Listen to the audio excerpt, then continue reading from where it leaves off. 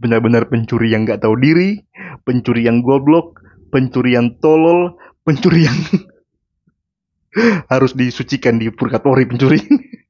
Habemus papa, kita punya papa baru. Papanya masih ada. No! Through the laws of the Pope and the doctrines of men, the consciences of the faithful have been miserably vexed and flayed. Will you recant or will you not?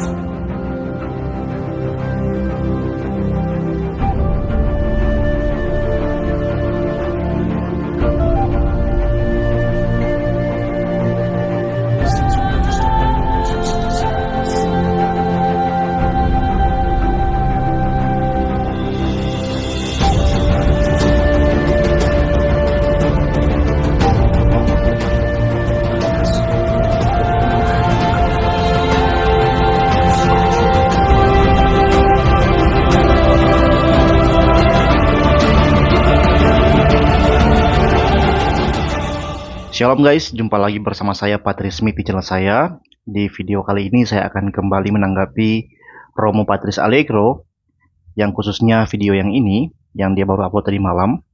Saya mendengar itu dan saya rindu memberikan edukasi lewat menanggapi apa yang dia sampaikan. Mari kita dengarkan cuplikannya, kita dengarkan statementnya, dan seperti biasa saya akan tanggapi paragraf per paragraf dari apa yang dia sampaikan.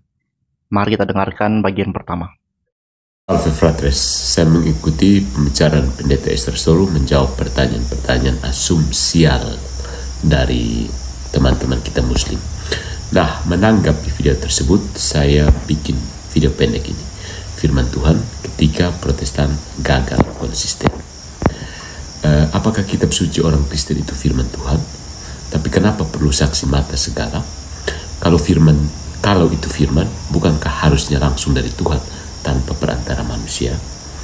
Pertanyaan ini memang sering muncul dari luar Kristen, tapi ironisnya justru inkonsistensi paling besar datang dari dalam tubuh Protestan sendiri yang mengklaim membela sola scriptura, hanya kitab suci katanya.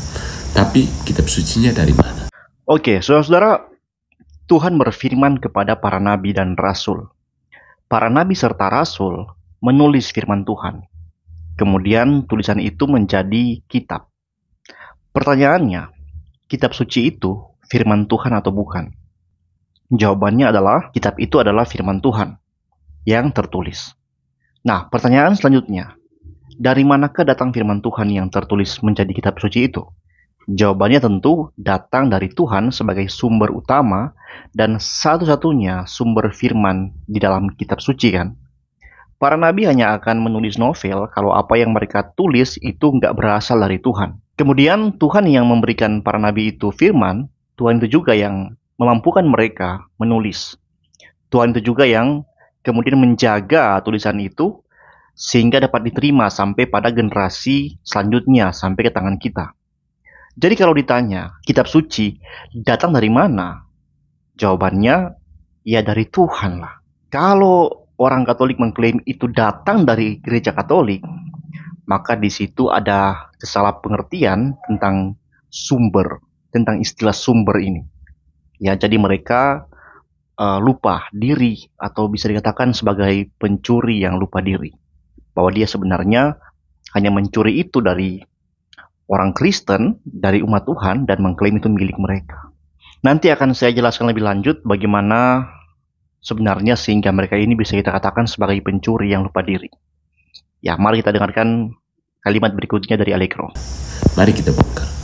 Protestan bersikeras bahwa Alkitab adalah satu-satunya otoritas iman. Saudara-saudara, ini fitnah ya. Protestan tidak bersikeras bahwa Alkitab adalah satu-satunya otoritas iman. Melainkan Alkitab adalah otoritas yang tidak dapat salah. Dan karena Alkitab nggak dapat salah, maka Alkitab itu adalah satu-satunya otoritas tertinggi. Bukan satu-satunya otoritas saja, tapi tertinggi. Satu-satunya otoritas yang tertinggi. Kalau Protestan meyakini Alkitab adalah satu-satunya otoritas, maka kita akan menolak otoritas negara manapun. Kita akan menolak otoritas orang tua, otoritas sekolah, otoritas universitas, otoritas bos kita, otoritas gereja. Tapi kan nggak begitu. Faktanya kita menerima banyak otoritas di dunia ini selain firman Tuhan. Hanya saja semua otoritas itu tidak bersifat mutlak. Yang bersifat mutlak adalah otoritas Alkitab. Sehingga kita dalam mentaati sesuatu, kita punya pedoman, yaitu Alkitab. Meskipun dia otoritas gereja, kalau dia ajarannya salah, perintahnya salah, kita nggak harus taat. Karena kita punya standar otoritas tertinggi bukan dia, tapi Alkitab. Begitupun bahkan orang tua. Kalau orang tua salah perintah, orang tua memberitahu hal yang jahat, dan itu bertentangan dengan firman Tuhan, maka kita gak masalah untuk menolak, bahkan membantah orang tua kita. Bukan karena kita gak menghormati orang tua, malah karena kita menghormati dia sebagai manusia, kita ingin supaya dia itu jangan menjadi orang yang terlalu bebas memerintahkan hal yang bertentangan dengan kebenaran firman Tuhan. Jadi begitu ya, itu yang menjadi pemahaman dari sola scriptura sebenarnya. Dan sayang sekali Allegro masih dengan strawman yang sama, memfitnah Protestan bahwa Alkitab adalah satu-satunya otoritas, padahal tidak demikian. Lalu saat ditanya, mengapa kamu percaya kitab itu firman Tuhan? Jawabnya, karena diilhamkan oleh Allah. Lalu ditanya lagi, siapa yang menentukan kitab mana yang diilhamkan? Jawabnya, ya pokoknya Alkitab bilang, sirkularitas murni. Saya nggak tahu dia berdiskusi dengan siapa ya, sehingga orang itu menjawab seperti itu, bahwa pokoknya Alkitab bilang. Kalau saya yang ditanya, siapa yang menentukan kitab mana yang diilhamkan, maka jawaban saya adalah pertanyaan itu salah. Karena kalau bertanya siapa yang menentukan kitab mana yang diilhamkan, itu mengandaikan bahwa pengilhaman itu terjadi setelah ditentukan. Pertanyaan yang benar adalah bagaimana saya tahu bahwa kitab itu diilhamkan? Dan jawaban untuk itu adalah diketahui dari sifat konten isi kitab-kitab itu. Jadi bukan sekedar Alkitab bilang begitu, tapi ada sifat dari apa yang dia bilang. Itu konsisten, koheren, komprehensif, dan nyata sebagai kebenaran. Sehingga kekristenan universal, baik itu Protestan, Katolik, ataupun Ortodoks, dapat berani berkata Alkitab tidak dapat salah. Tidak ada kontradiksi. Dan itu menyatakan sifat Allah di balik sutradara Alkitab itu, yaitu kebenaran. Allah adalah kebenaran, maka apa yang tertulis juga adalah kebenaran. Dan karena dia kebenaran, maka dia nggak mungkin ada kontradiksi, nggak mungkin ada inkonsistensi, nggak mungkin ada inkoherensi, ataupun inkomprehensif. Ngerti ya, Allegro? Mereka percaya Alkitab itu firman Tuhan karena Alkitab bilang begitu.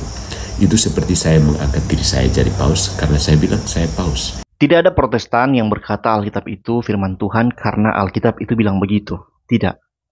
Ya, kalau ada yang bilang begitu, Protestan atau pendeta yang bilang begitu, ya kita harus koreksi dia. Yang kita Protestan katakan, Alkitab itu firman Tuhan karena kita bisa menguji isi dari firman Tuhan itu. Adakah kesalahan dan kekeliruan di dalamnya?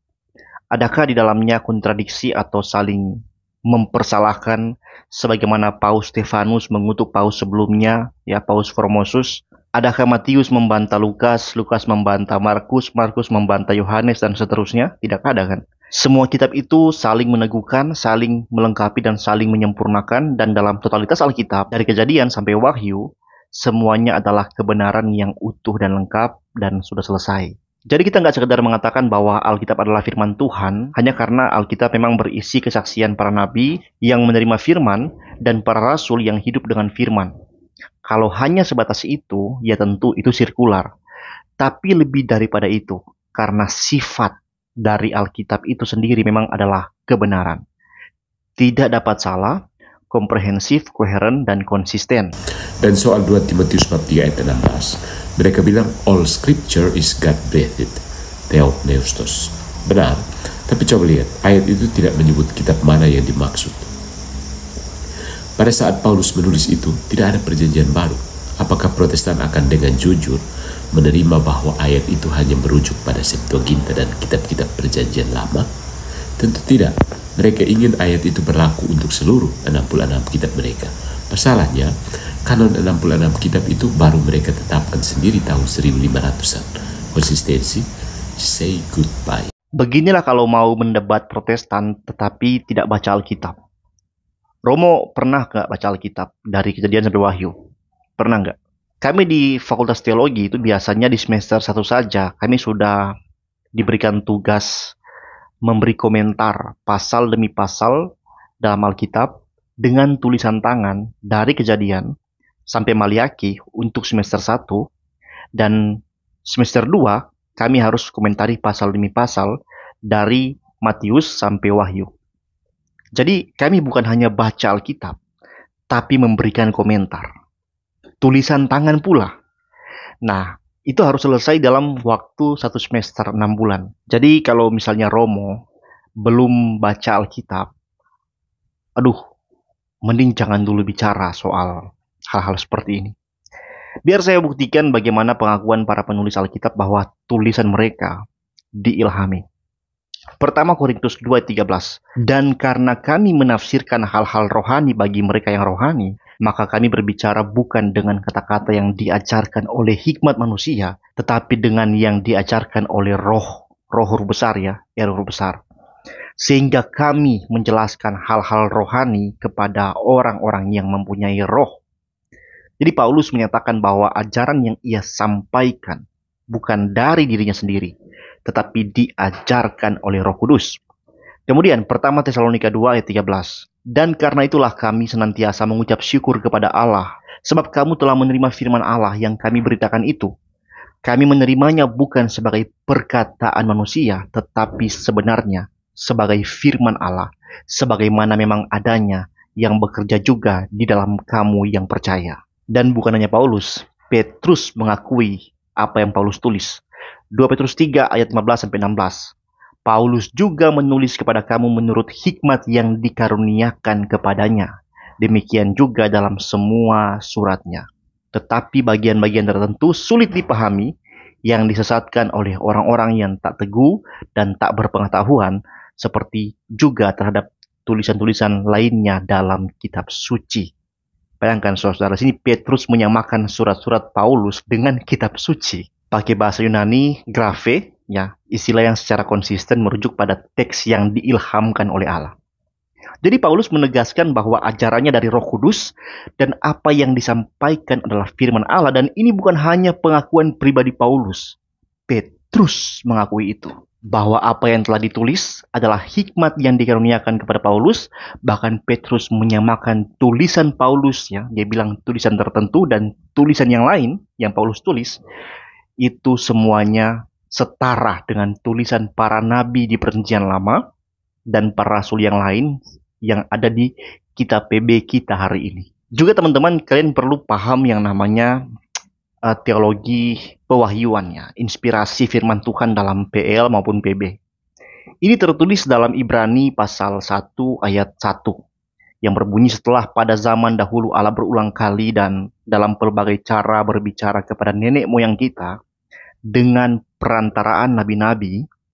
Di sini penulis Ibrani menjelaskan proses datangnya firman Tuhan di Perjanjian Lama, yaitu melalui para nabi. Para nabi mendengar firman melalui penglihatan, melalui mimpi, ataupun melalui perkataan yang disampaikan oleh Teofani, dan sebagainya. Nah, itu di Perjanjian Lama. Di Perjanjian Baru, penulis Ibrani menulis begini, ayat 2. Maka pada zaman akhir ini, ia telah berbicara kepada kita dengan perantaraan anaknya, yang telah ia tetapkan sebagai yang berhak menerima segala yang ada. Oleh dia, Allah telah menjadikan alam semesta. Nah, di sini dikatakan firman disampaikan Allah kepada manusia melalui anaknya. Bagaimana prosesnya? Ya, kita tahu semua kan, anaknya ini lahir sebagai manusia, melakukan banyak hal termasuk memanggil murid-murid dan mengajar. Di PL, para nabi yang menerima mimpi, penglihatan dan sebagainya langsung menulis hal itu. Dan tulisan mereka kemudian diwariskan menjadi firman yang tertulis, yang tentu memiliki otoritas ilahi. Mengapa para nabi menulis setiap firman yang disampaikan itu? Hal ini dimulai dari pengetahuan mereka terkait 5 kitab Musa. Kitab-kitab Musa itu ditulis bukan atas inisiatif Musa sendiri, melainkan oleh perintah Allah secara eksplisit. Keluaran 17 ayat 14. Kemudian berfirmanlah Tuhan kepada Musa, tuliskanlah semuanya ini dalam sebuah kitab sebagai peringatan dan bacakanlah ke telinga Yosua. Bilangan 33 ayat 2. Musa mencatat sesuai dengan perintah Tuhan persinggahan-persinggahan mereka selama perjalanan mereka, Ulangan 31 ayat 9, setelah hukum Taurat itu dituliskan Musa, maka diberikannya kepada imam-imam Bani Lewi yang mengangkut tabut perjanjian Tuhan dan kepada segala tua-tua Israel. Ulangan 31 ayat 24, ketika Musa selesai menuliskan perkataan hukum Taurat itu dalam sebuah kitab sampai perkataan yang penghabisan. Saudara-saudara, di sini Musa menerima seluruh ajaran Taurat ya dari Tuhan, dan dia nggak akan menulis dari pikirannya sendiri. Tuhan adalah saksinya ya. Kalau dia macam-macam, Tuhan hukum dia. Semua ini menjadi pengetahuan bagi kita bahwa keharusan menuliskan firman Tuhan itu sudah menjadi keharusan di dalam diri orang Yahudi, termasuk para murid Yesus. Mereka orang Yahudi ya. Mereka tahu bahwa Yesus adalah firman yang datang kepada mereka bukan lewat mimpi atau penglihatan, tapi datang secara langsung dalam daging sebagai manusia. Sehingga mereka yang terbawa dengan pengetahuan bahwa mereka harus mencatat apa yang menjadi firman Tuhan, maka mereka pun mencatat apa yang telah Yesus lakukan dan ajarkan di depan mata mereka. Dan ini eksplisit diakui oleh Rasul Yohanes. Pertama Yohanes 1 ayat 1, apa yang telah ada sejak semula, yang telah kami dengar, yang telah kami lihat dengan mata kami, yang telah kami saksikan, dan yang telah kami raba dengan tangan kami. Tentang firman hidup, itulah yang kami tuliskan kepada kamu. Jadi Yohanes tahu jelas ini firman, dan dia tulis kepada jemaat. So, kenapa kita berani mengatakan baik perjanjian lama maupun perjanjian baru, 66 kitab itu, semua diinspirasikan, diilhami, dinafaskan oleh Allah? Itu adalah karena memang ada semua bukti dan penjelasan itu, baik yang kita dapati dari Alkitab maupun yang kita nalarkan dengan akal yang sehat. Seperti Anda membaca 2 tambah 2 sama dengan 4, ya, 5 kali 5 sama dengan 25. Kebenaran itu kamu tahu bukan hanya karena rumusannya benar, perhitungannya benar, tapi karena kamu punya nalar kan. Kamu punya reasoning kan, bisa mengetahui itu kan. Jadi sama. Kamu membaca Alkitab secara total, kamu orang yang sehat akalnya tahu bahwa ini kebenaran. Bukan kamu yang kasih dia kebenaran, tapi memang karena itu benar. Dan kamu orang yang sehat pikirannya bisa mengetahui itu benar. Tapi kenapa mereka bisa salah paham dengan isinya? Bukan karena isinya salah, tapi mereka yang ada masalah dengan akal sehat mereka, nggak membaca secara total, dan nggak membaca dengan niat untuk mencari kebenaran. Sehingga mereka mungkin sudah menemukan kebenaran, mereka mau menutupi itu dengan pikiran-pikiran yang liar. Seperti ya, para katrom. Lalu soal saksi mata.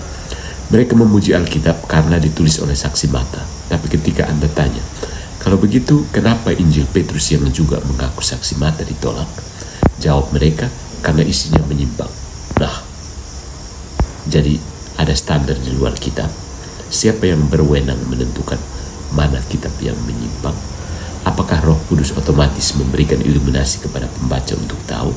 Kenapa Injil Petrus yang juga mengaku sebagai saksi mata ditolak oleh jemaat Kristen? Jawabannya karena isinya menyimpang. Kalau ditanya berarti ada standar di luar Alkitab yang menentukan mana kitab yang menyimpang, maka ada yang salah dalam pemikiran Allegro ini memang, ya. Allegro, tolong jangan terus-menerus mempermalukan diri Anda sendirilah. Anda itu Romo loh. Kasihan, lihat Anda. Kamu Katolik, katanya ngerti sejarah. Tapi apa yang kamu katakan itu benar-benar menunjukkan kamu nggak ngerti sejarah. Biar saya jelaskan supaya kamu paham, Romo. Isi Injil palsu itu palsu alias menyimpang. Jawabannya adalah karena itu berbeda dengan isi Injil yang asli yang mereka sudah terima lebih dulu. Karena faktanya Injil-Injil yang palsu tidak pernah ada yang datang mendahului Injil yang asli. Jauh sebelum Injil-Injil palsu muncul, Injil asli bahkan kitab-kitab yang lain itu sudah jauh lebih dulu ada di tangan jemaat mula-mula. Misalnya Markus tahun 60 sampai 70 Masehi sudah ada di tangan jemaat. Matius tahun 70, Lukas tahun 70, Yohanes tahun 90. Bandingkan dengan Injil palsu, misalnya Injil Thomas, ditulis sekitar tahun 140 Masehi, ya baru muncul.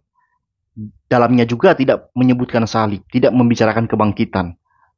Bahkan tidak ada narasi historis. Yang ada hanyalah hal-hal yang bertentangan dengan pengajaran kitab suci perjanjian lama, bahkan dengan tulisan yang lain yang sudah ada di tangan jemaat. Injil Yudas juga ditulis sekitar 150 Masehi. menggambarkan Yudas Iskariot secara positif. Padahal di keempat Injil yang semuanya sudah diterima oleh jemaat, menyatakan Yudas itu negatif. Injil Petrus juga ditulis akhir abad kedua Masehi, memiliki unsur-unsur mitologis dan tidak konsisten dengan sejarah saksi mata. Menyatakan Yesus tidak benar-benar menderita fisik. Begitupun dengan Injil Mesir, Injil Ibrani, Ebionit, dan lainnya, semua muncul setelah Injil-Injil kanonik. Dan bahkan semua itu terfragmentasi dan tidak lengkap. Tidak diakui oleh gereja secara luas. Jadi gak mungkin diterima oleh gereja yang sudah menerima di tangannya lebih dulu. Jauh lebih dulu. Injil-Injil yang asli. Saudara-saudara, kalau seseorang benar-benar tahu tentang semua fakta ini, ya, fakta-fakta mengenai Injil-Injil yang lain ini, orang itu pasti gak akan mungkin berkata seperti Allegro.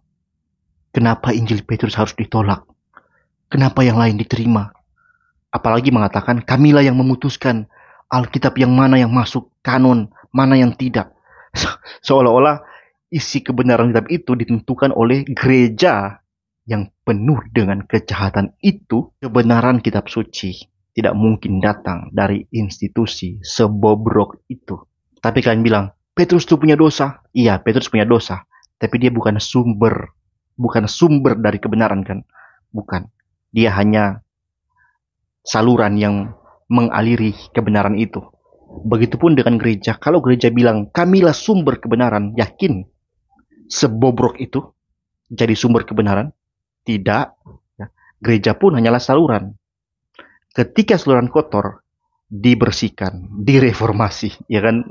Institusi gereja universal sebelum skisma, mereka bukan ortodoks, mereka bukan Katolik Roma. Mereka pun bukan menentukan isi kitab suci. Tapi mereka menyadari dan menerima mana yang benar. Lagi-lagi ya, termometer mengukur suhu, bukan menciptakan suhu. Tapi dari sini kita sadar bahwa Allegro ini buta sejarah. Mulutnya aja yang besar. Sayangnya, realitasnya malah ribuan denominasi dengan tafsir yang saling bertentangan. Ini yang disebut inspirasi tanpa otoritas. Kitab disakralkan, tapi tidak ada pengawal otentik pewartaan.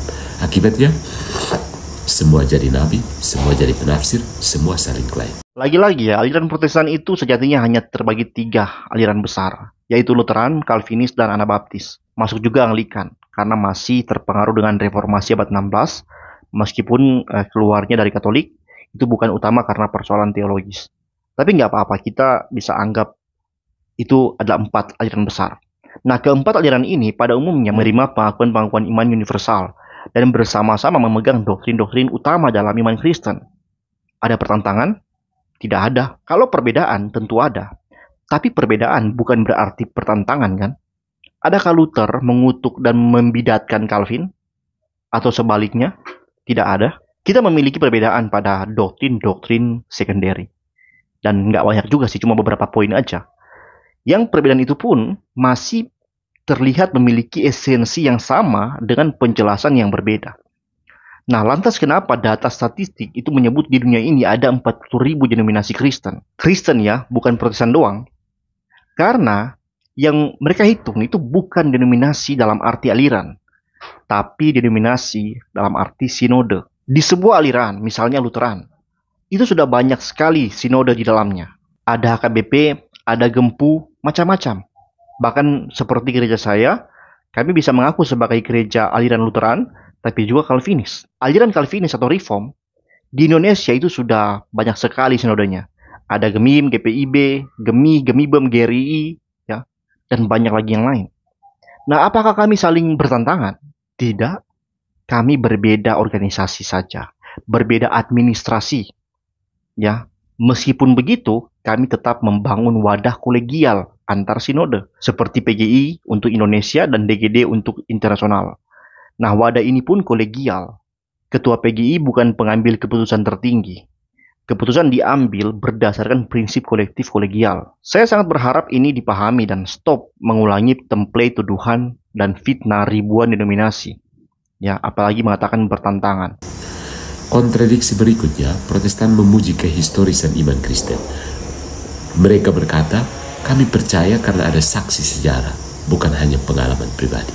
Tapi tunggu, Bukankah fondasi reformasi justru menghancurkan otoritas sejarah gereja? Mereka menolak tradisi apostolik, konsili, bahkan para bapak gereja. Lalu dari mana sumber sejarah mereka? Dari Injil yang mereka pilih sendiri. Dan siapa yang memilih Injil itu? Gereja Katolik yang mereka tolak. Inilah ironi, Protestan minum dari sumber Katolik, lalu menuduh airnya beracun. Benarkah reformasi menghancurkan otoritas sejarah gereja? Lagian, apa itu otoritas sejarah gereja? Apakah maksudnya sejarah gereja harusnya hanya ditentukan oleh gereja Katolik? Ini ibarat berkata, saya mau hidup sebagai peminum moke, lalu saya akan menulis riwayat hidup saya sebagai orang yang anti moke. Lucu sekali, saudara. So, daripada ngalor ngidul ngomong otoritas sejarah gereja, mari kita ngomong bagaimana fakta sejarah gereja telah terjadi. Faktanya, gereja Katolik baru berdiri secara administratif tersendiri tahun 1054. Kalau kalian bilang, oh kami Katolik sudah berdiri paling awal, faktanya beberapa konsili ekumenis, terutama yang diselenggarakan di timur, ya Konstantinopel, Efesus, Kalsedon, konsili-konsili itu tidak dihadiri oleh uskup Roma secara fisik. Konsili itu tidak dipimpin oleh uskup Roma, yang hadir hanyalah delegasi. Dan gak mungkin yang gak hadir ini mengaku mengklaim mereka lah pemimpin tertinggi. Ya, masa di sidang konsili sepenting itu pemimpin yang gak ada? Gak mungkin kan? Kemudian faktanya juga, skisma besar terjadi karena uskup Roma yang merasa superioritas hanya karena berada di ibu kota kekaisaran, ingin menjadi pemimpin tertinggi atas seluruh gereja. Ini semua membuktikan, saudara, bahwa Katolik Roma tidak berhak mengatakan sejarah gereja adalah otoritas gereja Roma Katolik. Dan soal kanan. Kalau Protestan menolak otoritas gereja, maka mereka tidak berhak menerima daftar kitab yang disusun gereja. Mereka ingin mewarisi Alkitab Katolik, tapi menolak magisterium Katolik. Mereka menolak tradisi, tapi menerima kanon berdasarkan tradisi. Ini seperti bilang, saya percaya konstitusi Indonesia, tapi saya tolak para perumusnya, PPKI, BPUPKI, dan semua hasil sidangnya. Saya bikin tafsir sendiri. Konsisten? Jelas tidak. Saudara-saudara, semua ini sudah dibantai ya. Ingatkan bantahan saya sebelum-sebelumnya. Mengklaim Alkitab milik Katolik, itu adalah klaim yang memalukan sebenarnya. Karena seperti yang saya jelaskan di awal, firman itu datang dari Allah kepada para nabi dan para rasul untuk disampaikan kepada umat semasa mereka hidup, dan harus diwariskan kepada umat di generasi-generasi selanjutnya dengan cara menuliskan firman itu. Kalau saya menulis surat kepada anak saya, kemudian saya berpesan, wariskan surat saya sampai ke keturunan yang ke-10. Saat keturunan ke-10 saya membaca tulisan itu, apakah dia masih membaca pesan saya? Jelas iya. Firman Tuhan yang diterima para nabi dan para rasul, mereka tuliskan dan wariskan. Sebagaimana mereka mengakui itu adalah firman Tuhan, maka kita juga mengakui itu adalah firman Tuhan. Dan pada dasarnya, firman Tuhan itu disampaikan kepada para nabi dan rasul untuk mereka sampaikan kepada umat Allah secara umum. Untuk mereka bagikan kepada umat secara umum. Jadi itu adalah milik Tuhan yang Tuhan peruntukkan bagi umatnya secara umum. Ini ibarat presiden mau membagikan sembako ke masyarakat. Dia panggil panitia-panitia untuk bagikan. Nah, saat panitia-panitia membagikan, ada satu panitia yang menyimpan sembako itu di rumah dia sendiri. Dia pencuri. Dia curi itu sembako itu. Nah, ketika ada seorang pengawas presidennya, seorang pelayan presiden, dia tahu bahwa ini sembako ini milik Tuhan, yang sedang dicuri, sedang disimpan, namanya Martin Luther, dia datang ambil sembako itu dan bagikan ke masyarakat. Si pencuri ini teriak, sembako itu milik saya. Luther kau maling, Luther kau maling. Ini namanya pencuri yang lupa diri. So my friends, jadi kalau Anda masih bertanya mengapa firman Tuhan butuh saksi mata, jawaban Katolik sederhana. Karena Allah menjadi manusia dan manusia melihatnya, mendengarnya, dan mewartakannya. Bukan memasukkannya ke dalam daftar buku terlarang. Katolik itu ya mau membungkam firman Tuhan. Puji Tuhan ada Martin Luther. Dia ambil apa yang jadi hak umat dan dia kembalikan kepada umat. Dan karena iman Katolik historis, rasional, dan hidup dalam tradisi yang dijaga. Dijaga katanya, tapi dilarang untuk umat baca Alkitab. Tidak konsisten kan? Ini pencuri, sudah mencuri sembako, ngakunya mau menjaga sembako. Padahal Tuhan gak pernah suruh dia jaga sembako. Katolik ini bukan penjaga firman Tuhan, saudara. Mereka mau bungkam firman Tuhan. Mereka mau sembunyikan firman. Aku ya ajalah katrom. Bukan iman yang lahir dari fragmentasi dan retakan tafsir pribadi. Protestan boleh bicara sola scriptura sepuasnya, tapi kalau kitab suci itu ditentukan oleh gereja Katolik, maka sebenarnya setiap Protestan adalah Katolik dalam kanon, tapi bukan dalam ketaatan. Sekali lagi ya, klaim kitab suci ditentukan oleh gereja Katolik. Ternyata pencuri ini bukan hanya mencuri sembako, bukan hanya mengaku sembako itu disuruh dijaga oleh presiden, tapi bahkan dia juga mengaku dialah yang menentukan sembako itu adalah sembako. Benar-benar pencuri yang gak tahu diri, pencuri yang goblok, pencuri yang tolol, pencuri yang harus disucikan di purgatori pencuri. Tapi sekali lagi puji Tuhan ada reformasi, saudara-saudara.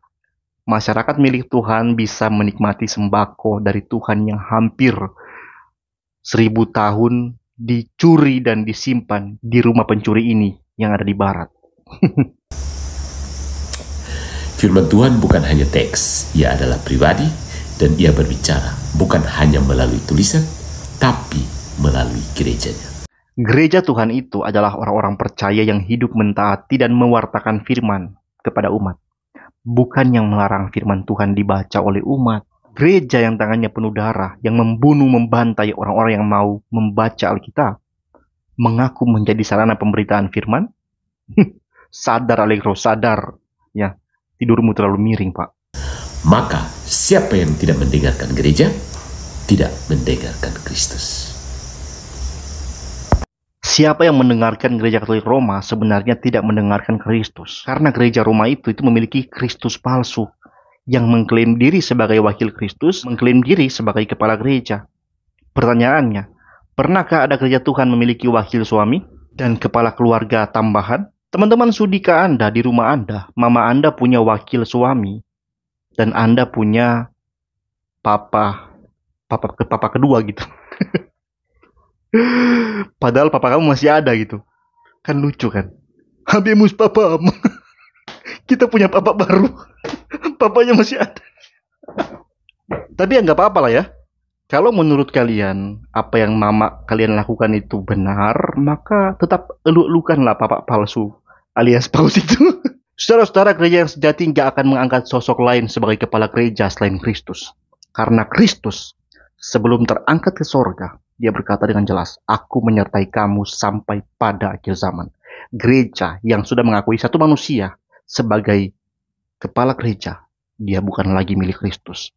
Tinggalkan itu, saudara.